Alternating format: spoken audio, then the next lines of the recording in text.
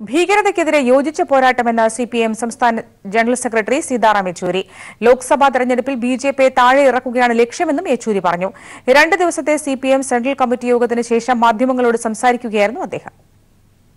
Well, our idea is not to do any sort of a fight that will benefit the BJP.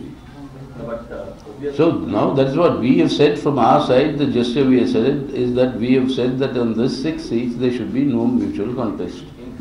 That seat had been won by the Congress party. The point is many Congress people defected, MLAs defected, MPs defected, local level people are defecting. But the seats that they have won, those 4 seats that they have won, 2 seats that we have won, we are saying on these 6 seats there won't be any mutual contest. Because we want to send the message to the people that we are committed to the fact that we should today from Bengal defeat both the BJP and the TMC. തെരഞ്ഞെടുപ്പ് തന്ത്രങ്ങൾ ചർച്ച ചെയ്യാനായി ദില്ലിയിൽ ചേർന്ന CPM കേന്ദ്ര committee യോഗം അവസാനിച്ചു. വിവരങ്ങളുമായി സന്തോഷ് സർലിംഗ് ചേരുന്നു. സന്തോഷ്, കൂടുതൽ വിശദാംശങ്ങൾ. അശ്വതി, 2019 ലോക്സഭാ തെരഞ്ഞെടുപ്പിന് മുന്നോടിയായുള്ള ഏറ്റവും നിർണായകമായ സിപിഐഎം കേന്ദ്ര കമ്മിറ്റി യോഗമാണ് അവസാനിച്ചത്. അല്പസമയം മുമ്പ് CPIM general secretary Sitaram Yechury കേന്ദ്ര കമ്മിറ്റി തീരുമാനങ്ങൾ വിശദീകരിച്ചു. ഏറ്റവും പ്രധാനപ്പെട്ടത് ലോക്സഭാ തെരഞ്ഞെടുപ്പിൽ സ്വീകരിക്കേണ്ട തന്ത്രങ്ങൾ തന്നെയാണ്. ബിജെപിയെയും ബിജെപി മുന്നണിയെയും തോൽപ്പിക്കുക എന്ന പ്രഥമ ലക്ഷ്യത്തിൽ നിന്നുകൊണ്ട് ഈ തെരഞ്ഞെടുപ്പിനെ നേരിടാനാണ് കേന്ദ്ര കമ്മിറ്റി പ്രവർത്തകരോട് ആഹ്വാനം ചെയ്തിരിക്കുന്നത്. കേന്ദ്ര കമ്മിറ്റിയുടെ ഇപ്പോഴത്തെ തീരുമാനപ്രകാരം ബിജെപിയും കോൺഗ്രസും നേർക്കുനേർ ഏറ്റുമുട്ടുന്ന സംസ്ഥാനങ്ങളിൽ സിപിഐഎം 1-2 സീറ്റുകളിൽ മാത്രമേ മത്സരിക്കൂ. ബാക്കി പൊതുവായി ബിജെപി തോൽപ്പിക്കുക എന്ന ആവശ്യം ഉയർത്തിക്കൊണ്ടുള്ള പ്രചാരണം നടത്തും എന്നാണ് ഇപ്പോൾ കേന്ദ്ര കമ്മിറ്റി യോഗം പറഞ്ഞിരിക്കുന്നത്. ഇനി സംസ്ഥാനങ്ങളുടെ കാര്യങ്ങൾ പ്രത്യേകം എടുത്തു പറയുന്നു. അതിലൊന്നാമത്തെ തമിഴ്നാടാണ്. തമിഴ്നാട്ടിൽ DMKയുമായി ബന്ധപ്പെട്ട് സീറ്റ് വിഭജന ചർച്ചകൾ പുരോഗമിക്കുന്നുണ്ട്. മഹാരാഷ്ട്രയിലാകട്ടെ NCPയുമായാണ് ഇതുമായി ബന്ധപ്പെട്ട ചർച്ചകൾ നടക്കുന്നത്. മഹാരാഷ്ട്രയിൽ ദിന്തോരി ലോക്സഭാ മണ്ഡലമോ അല്ലെങ്കിൽ പാൽഘാർ ലോക്സഭാ മണ്ഡലമോ ആണ് CPIM മത്സരിക്കാൻ ആഗ്രഹിക്കുന്നത്.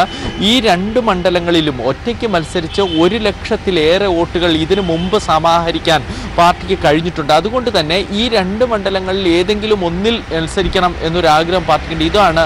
ഇതുമായി ബന്ധപ്പെട്ട ചർച്ചകളാണ് മഹാരാഷ്ട്രയിൽ NCPയുമായി നടക്കുന്നത്.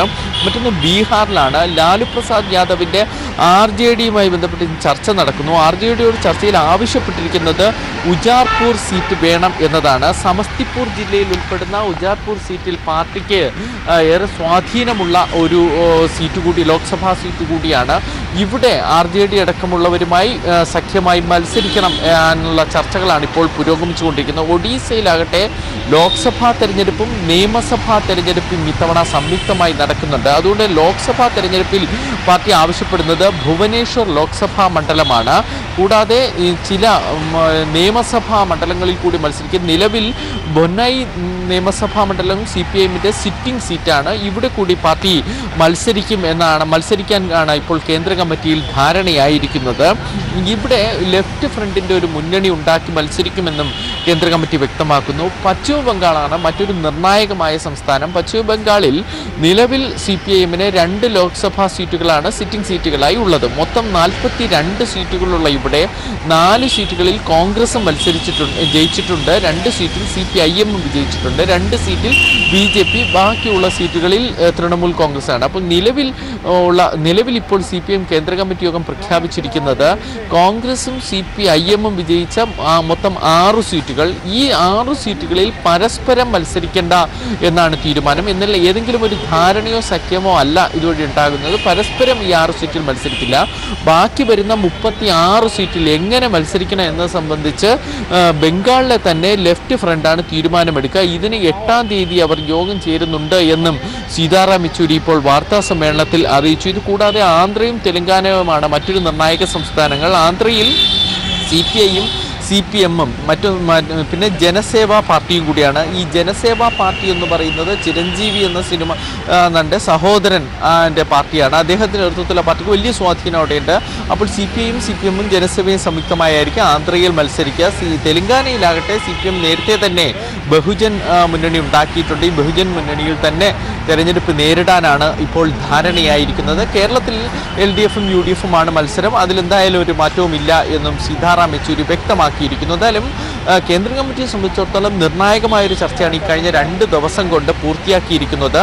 BJP-യെയും BJP ഘടകങ്ങളെയും തോൽപ്പിക്കുക. ഇനി അടുത്തൊരു സർക്കാർ ഉണ്ടാകുമ്പോൾ അതൊരു മതേതര സർക്കാരാണ് എന്ന് ഉറപ്പുവരുത്തുക. ഈ ലക്ഷ്യങ്ങൾ അടിസ്ഥാനമായിട്ടാണ് തെരഞ്ഞെടുപ്പ് തന്ത്രങ്ങളെല്ലാം ഇപ്പോൾ രൂപം നൽകിയിരിക്കുന്നത്. അശ്വതി.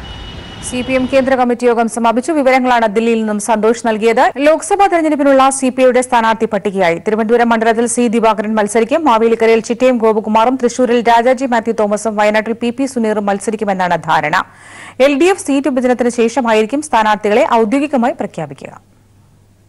ലോക്സഭാ തെരഞ്ഞെടുപ്പിനായി 2 സിറ്റിംഗ് MLA-മാരടങ്ങുന്ന സ്ഥാനാർത്ഥി പട്ടികയ്ക്കാണ് തിരുവനന്തപുരത്ത് ചേർന്ന CPI സംസ്ഥാന കൌൺസിൽ അംഗീകാരം നൽകിയത്. 4 സീറ്റുകളിലേക്കാണ് CPI മത്സരിക്കുന്നത്. തിരുവനന്തപുരത്ത് മുൻ മന്ത്രിയും നെടുമങ്ങാട് MLA-യുമായ C. ദിവാകരനെയാണ് CPI ഇത്തവണ രംഗത്തിറക്കുക. CPI സംസ്ഥാന സെക്രട്ടറി കാനം രാജേന്ദ്രന്റേതടക്കമുള്ള പേരുകൾ ജില്ലാ കമ്മിറ്റി മുന്നോട്ട് വച്ചിരുന്നു. എന്നാൽ ജില്ലാ നേതൃത്വത്തിന്റെ ആവശ്യം കാനം രാജേന്ദ്രൻ തള്ളിയ സാഹചര്യത്തിൽ കൂടിയാണ് C. ദിവാകരനെ സ്ഥാനാർത്ഥിയാക്കാൻ ധാരണയായത്. ഞാൻ യാതൊരു വെല്ലുവിളിയായിട്ട് എനിക്ക് വെല്ലുവിളിയൊന്നുമില്ല.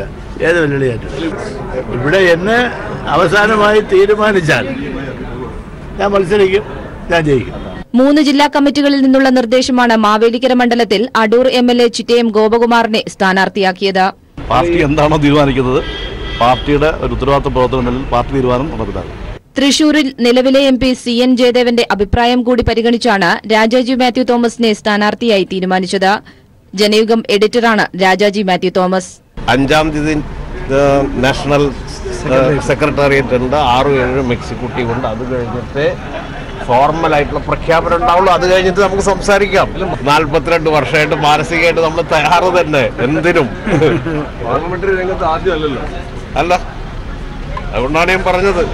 വയനാട് PP സുനീറിനെയും കാര്യമായ എതിർപ്പുകൾ കൂടാതെയാണ് സ്ഥാനാർത്ഥിയാക്കിയത്. തീർച്ചയായും പാർട്ടി ചുമതല ഏൽപ്പിച്ചാൽ ആ ഉത്തരവാദിത്തം ഭംഗിയായി നിറവേറ്റാൻ കഴിയും. വയനാട് സീറ്റ് വിജയിച്ചു വരാൻ കഴിയുമെന്നാണ് പ്രതീക്ഷിക്കുന്നത്. തീർച്ചയായും വലിയ മുന്നേറ്റം LDF-നുണ്ടായി വന്ന ഒരു കാലഘട്ടവും പൊതുരാഷ്ട്രീയ രംഗത്തുള്ള സ്വീകാര്യതയും ഇടതുപക്ഷത്തെ വിജയിപ്പിക്കാൻ സാധിക്കുമെന്നാണ് ഞാൻ പ്രതീക്ഷിക്കുന്നത്. LDF-ലെ സീറ്റ് വിഭജനം പൂർത്തിയായ ശേഷം മാത്രമായിരിക്കും സ്ഥാനാർത്ഥികളെ ഔദ്യോഗികമായി പ്രഖ്യാപിക്കുക. News bureau, Thiruvananthapuram. ഗ്രൂപ്പ് തർക്കം രൂക്ഷമായതോടെ സ്ഥാനാർത്ഥി നിർണയ ചർച്ചകളിലേക്ക് കടക്കാതെ KPCC തെരഞ്ഞെടുപ്പ് സമിതി യോഗം പിരിഞ്ഞു. സമിതി അംഗങ്ങളുമായി വ്യക്തിപരമായി കൂടിക്കാഴ്ച നടത്തിയ നേതാക്കൾ അവരിൽ നിന്നും അഭിപ്രായങ്ങൾ തേടി. സ്ഥാനാർത്ഥികളുടെ പരിഗണനാ പട്ടികയിൽ നിന്ന് സിറ്റിംഗ് MP-യെ ഒഴിവാക്കിയ പത്തനംതിട്ട DCC-ക്കെതിരെ യോഗത്തിൽ വിമർശനമുയർന്നു.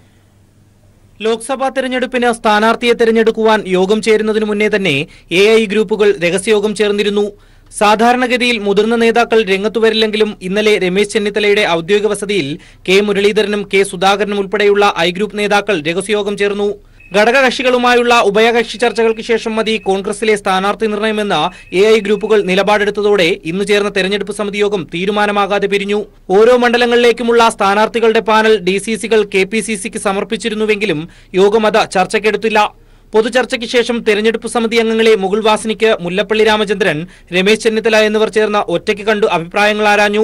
ശേഷം ഈ ആഴ്ച തന്നെ സ്ഥാനാർത്ഥി പട്ടിക ഹൈക്കമാൻഡിന് നൽകാൻ കഴിയുമെന്ന് കേരളത്തിന്റെ ചുമതലയുള്ള AICC general secretary Mukul Wasnik മാധ്യമങ്ങളോട് പറഞ്ഞു. Today we have not arrived at any conclusions, but the process has begun. Very soon, after we are able to get the recommendations from the Pradesh Election Committee, further action for selecting the candidates will be taken. സ്ഥാനാർത്ഥി പട്ടികയിൽ നിന്ന് sitting MP Anto ആന്റണിയെ ഒഴിവാക്കിയ പത്തനംതിട്ട DCC-യുടെ നടപടിക്കെതിരെ യോഗത്തിൽ വിമർശനമുയർന്നു. അനാവശ്യ വിവാദങ്ങൾ പാടില്ലെന്നും സമിതി നിർദ്ദേശിച്ചു. 3 പേരുടെ വീതം പട്ടിക നൽകാനായിരുന്നു നേതൃത്വത്തിന്റെ നിർദ്ദേശമെങ്കിലും തൃശൂർ, ചാലക്കുടി, ആലത്തൂർ മണ്ഡലങ്ങളിലേക്ക് 1/2 ഡസനിലേറെ പേരുകളാണ് ജില്ലാ നേതൃത്വം KPCC-ക്ക് നൽകിയത്. സ്ഥാനാർത്ഥികളുടെ പരിഗണനാ പട്ടികയിലുണ്ടായിരുന്ന VM സുധീരൻ നേതൃത്വവുമായുള്ള കൂടിക്കാഴ്ചയിൽ മത്സരിക്കാനില്ലെന്ന നിലപാടറിയിച്ചു. ഘടകകക്ഷികൾക്ക് അധിക സീറ്റുകൾ നൽകില്ലെന്ന നേതൃത്വത്തിന്റെ തീരുമാനം KPCC അധ്യക്ഷൻ തെരഞ്ഞെടുപ്പ് സമിതി യോഗത്തിൽ വ്യക്തമാക്കി. News bureau, Thiruvananthapuram. സുപ്രധാന നിയമങ്ങൾ നിയമനങ്ങൾ പുറം ഏജൻസിക്ക് നൽകാൻ PSC നീക്കം എന്ന മലയാള മനോരമ വാർത്ത വസ്തുതാവിരുദ്ധമെന്ന് PSC. ഇങ്ങനെയൊരു നിർദ്ദേശം PSCക്ക് മുന്നിലില്ല, ചർച്ച ചെയ്തിട്ടുമില്ല. ഇപ്പോൾ PSC നടത്തുന്ന എല്ലാ പരീക്ഷകളും PSC തന്നെ നടത്തണം എന്നതാണ് നിലപാട്. തെരഞ്ഞെടുപ്പ് മുൻനിർത്തി തൊഴിലന്വേഷകരിൽ ഭീതി പടർത്താനുള്ള ശ്രമം ആണ് ഇതെന്ന് PSC വൃത്തങ്ങൾ വ്യക്തമാക്കുന്നു. സർവകലാശാല, company, corporation assistant, last grade, വകുപ്പ് തല, DPC എന്നീ സുപ്രധാന നിയമനങ്ങൾ PSCയിൽ നിന്നെടുത്ത് ബാഹ്യ ഏജൻസിക്ക് നൽകാൻ നീക്കം നടക്കുന്നതായാണ് മലയാള മനോരമ പത്രം ഇന്ന് വാർത്ത നൽകിയത്. ഇത് പൂർണ്ണമായും PSC നിഷേധിച്ചു. ചെയർമാനും 3 മുതിർന്ന അംഗങ്ങളും ഹൈദരാബാദിലായ സാഹചര്യത്തിലാണ് PSCയോട് അടുത്ത വൃത്തങ്ങൾ കാര്യങ്ങൾ വിശദീകരിച്ചത്. മലയാള മനോരമയിലെ വാർത്ത പൂർണ്ണമായും വസ്തുതാവിരുദ്ധമാണ്. ഇത്തരത്തിൽ ഒരു നിർദ്ദേശം PSCക്ക് മുന്നിലില്ല. ഇതുവരെ ഇത് സംബന്ധിച്ച ഒരു വിഷയവും PSC ചർച്ച ചെയ്തിട്ടുമില്ല. നിലവിൽ PSC നടത്തുന്ന എല്ലാ പരീക്ഷകളും PSC തന്നെ നടത്തണം എന്നത് തന്നെയാണ് തങ്ങളുടെ ഉറച്ച നിലപാടെന്നും PSC വൃത്തങ്ങൾ വ്യക്തമാക്കുന്നു. സുപ്രധാന നിയമനങ്ങൾക്ക് പുറമെ പോലീസ്, എക്സൈസ് തുടങ്ങിയ യൂണിഫോം സേനകളുടെ കായികക്ഷമതാ പരീക്ഷയ്ക്ക് പുറം കരാർ നൽകാനുള്ള നീക്കവും PSCക്ക് മുന്നിലില്ലെന്ന് അവർ വ്യക്തമാക്കി. തെരഞ്ഞെടുപ്പ് മുൻനിർത്തിയാണ് വ്യാജവാർത്തയെന്നാണ് PSC നിഗമനം. ലക്ഷക്കണക്കിന് ഉദ്യോഗാർത്ഥികളുടെ പ്രതീക്ഷ ഇല്ലാതാക്കുക, തൊഴിലന്വേഷകരിൽ ഭീതി പടർത്തുക, അതിനുള്ള ശ്രമം മാത്രമാണിതെന്നും PSC വൃത്തങ്ങൾ സൂചിപ്പിക്കുന്നു. News bureau, Thiruvananthapuram. തെരഞ്ഞെടുപ്പ് അടുത്തതോടെ പെരും നുണകളുമായി BJP നേതാക്കൾ രംഗത്ത് വരികയാണ്. ഔദ്യോഗിക സ്ഥിരീകരണം ഇല്ലെന്നിരിക്കെ ബലാക്കോട്ടിൽ 250 ഭീകരർ കൊല്ലപ്പെട്ടെന്ന അമിത്ഷായുടെ പ്രസ്താവനയാണ് ഇന്നത്തെ പെരും നുണ. അമിത്ഷായുടെ പ്രസ്താവനയ്ക്ക് പിന്നാലെ നടന്ന വ്യോമസേനാ മേധാവിയുടെ വാർത്താ സമ്മേളനത്തിൽ മരണസംഖ്യ അറിയില്ലെന്ന് വ്യക്തമാക്കിയതോടെ സംഭവത്തിൽ രാഷ്ട്രീയ മുതലെടുപ്പിനുള്ള BJP നീക്കം പുറത്തായി. ബാലാക്കോട്ടിലെ ഭീകരകേന്ദ്രങ്ങൾക്കെതിരായ വ്യോമാക്രമണത്തെ രാഷ്ട്രീയവൽക്കരിക്കരുതെന്ന് പറഞ്ഞ BJP തന്നെ സംഭവം രാഷ്ട്രീയ മുതലെടുപ്പിന് ഉപയോഗിക്കുന്നത് തുടർക്കഥയാവുകയാണ്. അഹമ്മദാബാദിലെ BJP റാലിയിൽ അധ്യക്ഷൻ അമിത്ഷാ പ്രസ്താവിച്ചത്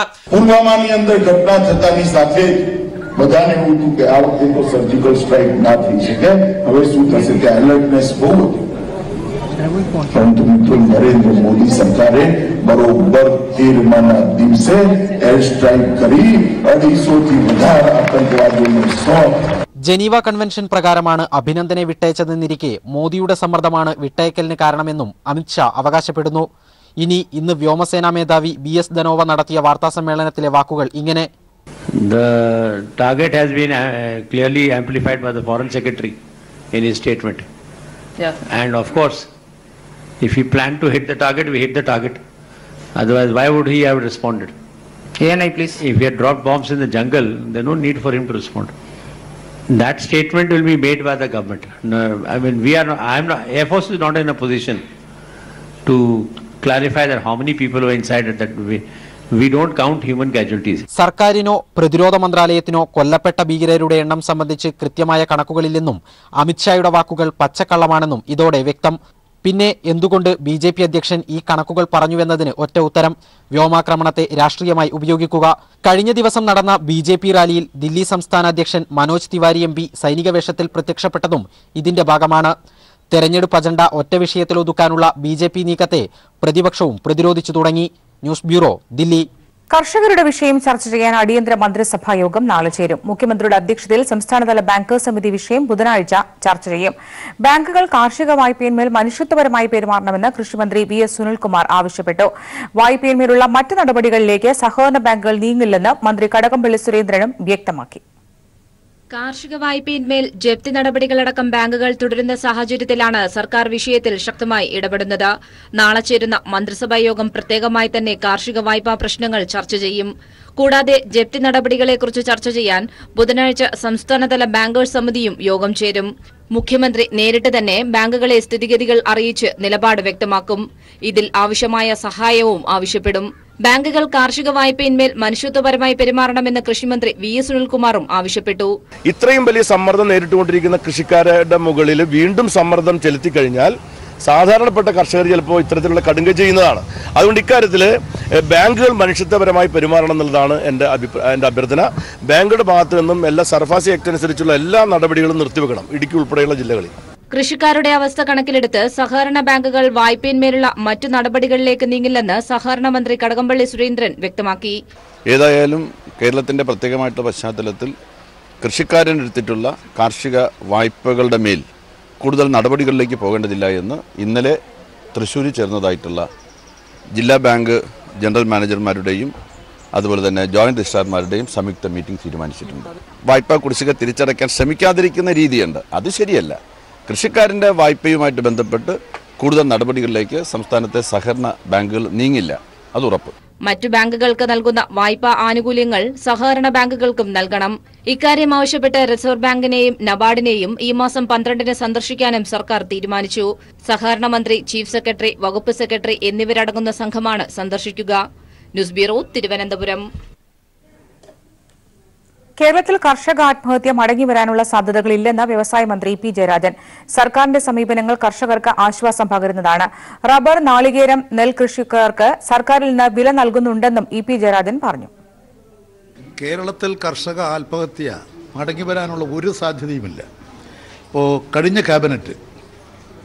ക്യാബിനറ്റ് നെൽകൃഷിക്കാർക്ക് 1 കിലോ നെല്ലിൻ്റെ മേലെ 1 രൂപ വർദ്ധിപ്പിച്ചു. എല്ലാ കാർഷിക വായ്പകളുടെ മേലെയുള്ള കടനടപടികൾ, ജപ്തി നടപടികൾ എല്ലാം നിർത്തിവെച്ചു. അവർക്ക് ആവശ്യമുള്ളത്ര സഹായങ്ങൾ നൽകാനുള്ള പദ്ധതികളും ആവിഷ്കരിച്ചിട്ടുണ്ട്. സഹകരണ മേഖലയിലും ഈ നിയമത്തിന് വിധേയമായിട്ടാണ് പ്രവർത്തിക്കുന്നത്. സാധാരണഗതിയിൽ ഗവൺമെൻറ് എടുത്തിട്ടുള്ള നിലപാട് കൊണ്ട് വളരെ ആശ്വാസമാണ് കേരളത്തിലെ കൃഷിക്കാർക്കുള്ളത്. റബ്ബർ കൃഷിക്കാർ ഈ പ്രധാന 3 കാർഷിക മേഖലയെയും സംരക്ഷിക്കാനുള്ള നല്ല നടപടി ഗവൺമെന്റ് സ്വീകരിച്ചിട്ടുണ്ട്. പി ജെ ജോസഫിന്റെ സ്വയം സ്ഥാനാർത്ഥിത്വ പ്രഖ്യാപനത്തെ തള്ളി ജോസ് കെ മാണി. ലഭിക്കുന്ന സീറ്റിൽ ആര് മത്സരിക്കണം എന്ന് പാർട്ടി തീരുമാനിക്കുമെന്ന് മറുപടി. പിളർന്നാലും വേണ്ടില്ല, കോട്ടയം സീറ്റിൽ മാണിയുടെ നോമിനി തന്നെ. അസ്വസ്ഥരായി ജോസഫ് വിഭാഗവും. 2ാം സീറ്റും സ്വയം സ്ഥാനാർത്ഥി പ്രഖ്യാപനവും നടത്തി പാർട്ടിയെ പ്രതിസന്ധിയിലാക്കിയ പി ജെ ജോസഫിനോട് വിട്ടുവീഴ്ചയില്ലെന്ന നിലപാടിലാണ് ജോസ് കെ മാണി. തർക്കത്തിന് പരിഹാരമുണ്ടാക്കാൻ UDF-നോട് 2 സീറ്റ് ചോദിച്ചെങ്കിലും 1 സീറ്റിൽ ഒതുങ്ങേണ്ടി വന്നാലും അത് പി ജെ ജോസഫിന് നൽകില്ലെന്നാണ് പാർട്ടി വൈസ് ചെയർമാൻ നൽകുന്ന സൂചന. പി ജെ ജോസഫ് മത്സരിക്കുമോ എന്ന ചോദ്യത്തോടായിരുന്നു ജോസ് കെ മാണിയുടെ പ്രതികരണം. പാർട്ടി നേരത്തെ കാര്യങ്ങളൊക്കെ ചർച്ച ചെയ്ത കാര്യങ്ങളാണ്. അതുകൊണ്ട് അതിനു മുമ്പ് ഒരു പാർട്ടിയുടെ ഒരു മീറ്റിംഗ് ഇല്ല. നമ്മൾ നേരത്തെ തന്നെ ബാക്കി കാര്യങ്ങളെല്ലാം ചർച്ച ചെയ്ത് അതിനുശേഷമാണ് കോൺഗ്രസ് പാർട്ടിയുമായിട്ട് ചർച്ച നടത്തിയിരിക്കുന്നത്. കോട്ടയം സീറ്റിൽ മാണി വിഭാഗത്തിന്റെ പ്രതിനിധിയാകും സ്ഥാനാർത്ഥി. ഉഭയകക്ഷി ചർച്ചയ്ക്ക് മുമ്പ് ഇനി മറ്റു കൂടിയാലോചനകളില്ല. സീറ്റ് സംബന്ധിച്ച കാര്യത്തിൽ UDF തീരുമാനം വന്ന ശേഷം സ്ഥാനാർത്ഥി നിർണയത്തിലേക്ക് കടക്കും. ഈ ഘട്ടത്തിലും പി ജെ ജോസഫിന് ചർച്ചയിൽ മേൽക്കൈ ഉണ്ടാകില്ല. സ്റ്റിയറിംഗ് കമ്മിറ്റിയിൽ മാണി വിഭാഗത്തിനാണ് ഭൂരിപക്ഷം. പാർട്ടിയിലെ ഭിന്നതകളും സ്ഥാനാർത്ഥി മോഹവും പരസ്യമാക്കിയ ജോസഫിനോട് കടുത്ത നിലപാടെടുക്കണമെന്ന വികാരമാണ് മാണി ഗ്രൂപ്പിലുള്ളത്. TP Prasanth, news bureau, Kottayam. അവിസ്മരണീയ നൃത്ത സംഗീത രാവൊരുക്കി Ahalya Kairali mega event. Palakkad Ahalya school of engineering and ടെക്നോളജിയിലാണ് പ്രമുഖ താരങ്ങൾ അണിനിരന്ന നൃത്ത സംഗീത പരിപാടി അരങ്ങേറിയത്.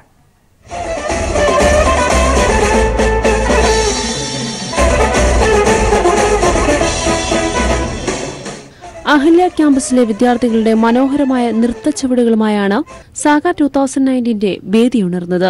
ഷംന കാസിം, സരയു, കൃഷ്ണപ്രഭ എന്നിവരുടെ നേതൃത്വത്തിലുള്ള സംഘവും മനോഹര നൃത്തവുമായി എത്തി. നരേഷ് അയ്യർ, സയനോര, ഹരിശങ്കർ, അരുണ തുടങ്ങിയവർ മനോഹരമായ ഗാനങ്ങളുമായി ആസ്വാദകരുടെ മനം കവർന്നു.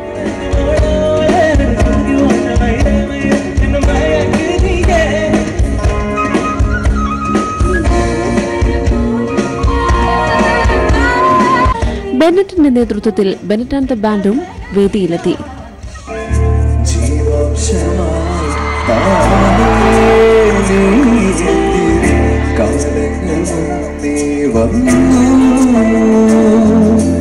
മാർച്ച് 1 മുതൽ 3 വരെ നടന്ന അഹല്യ ടെക് ഫെസ്റ്റിന്റെ ഭാഗമായാണ് അഹല്യയും കൈരളി ടിവിയും സംയുക്തമായി സാഗ 2019 മെഗാ ഇവന്റ് സംഘടിപ്പിച്ചത്.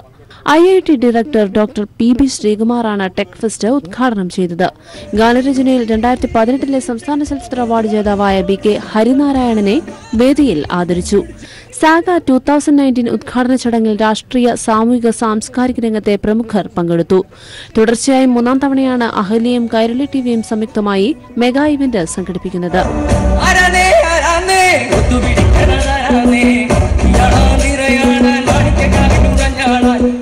News bureau, Palakkad. Malappuram Tirur PP Abdullakutty സ്മാരക ഗ്രന്ഥാലയം മികച്ച യുവ പത്രപ്രവർത്തകർക്ക് ഏർപ്പെടുത്തിയ CM അബ്ദുറഹ്മാൻ മാധ്യമ പുരസ്കാരങ്ങൾ വിതരണം ചെയ്തു.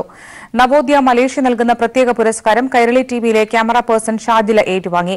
തിരൂരിൽ നടന്ന ചടങ്ങിൽ KB അബ്ദുൽ ഖാദർ MLA ആണ് പുരസ്കാരങ്ങൾ വിതരണം ചെയ്തത്. പത്രമാധ്യമ രംഗത്തെ പുരസ്കാരത്തിന് മാതൃഭൂമിയിലെ നിലീന അത്തോളിയും ദൃശ്യമാധ്യമ പുരസ്കാരം ഏഷ്യനെറ്റ് ന്യൂസിലെ ജോഷി കുര്യനും അർഹരായി. ചടങ്ങിൽ Deshabhimani resident editor PM Manoj CM Abdurahman അനുസ്മരണ പ്രഭാഷണം നടത്തി.